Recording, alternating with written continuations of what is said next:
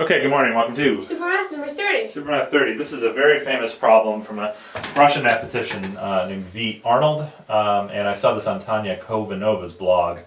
Unfortunately, her blog got attacked by hackers, and they had to take it down, which is really too bad because she has some great stuff on there.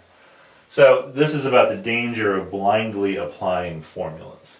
The hypotenuse of a right triangle is 10, and the altitude of the hypotenuse is 6. What is the area of the triangle? So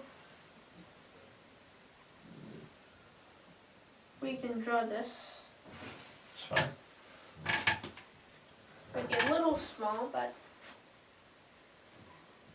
so our hypotenuse is 10. And the altitude to the hypotenuse, which is this line, is 6. Okay. So they want the area? Yep. So this is the height. This is the height of the triangle. Yep. When the hypotenuse is the base. Yep. That would mean the area of the triangle would be 30. Okay. 1/2 base times height. Yep. Which is 30. 30.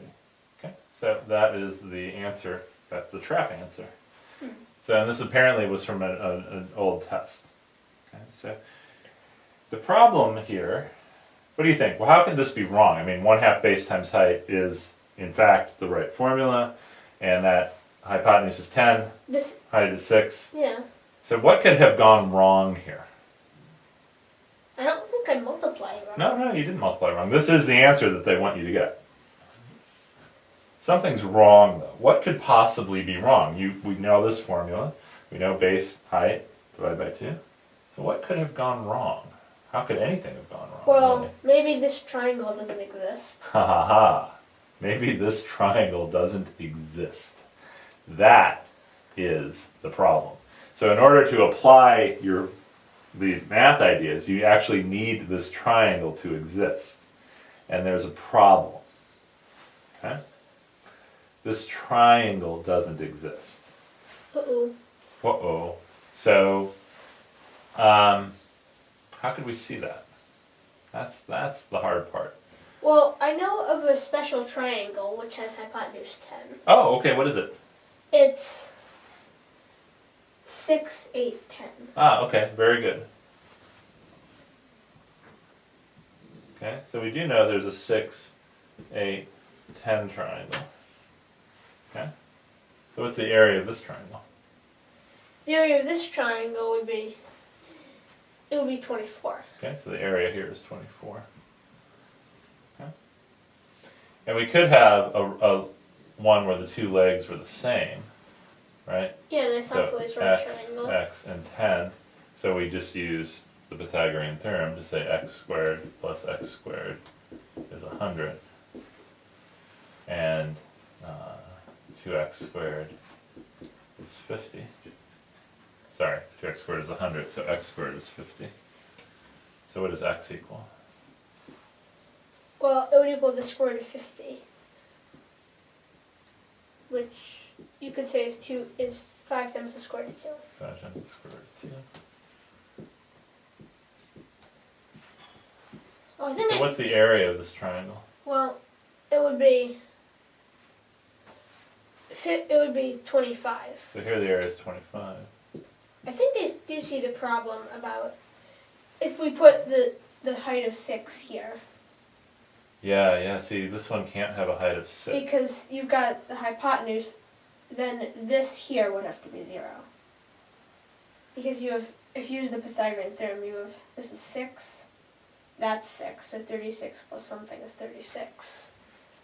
It's not going to work. So now it starts to get interesting. So you start to see that we might have a problem here. The hypotenuse breaks this apart into x and y, where x and y are 10. And then 6. Well, you want to see the math? Okay. So whatever this is, b, we have to have a squared plus b squared equals 100, right? This splits it up into x and y.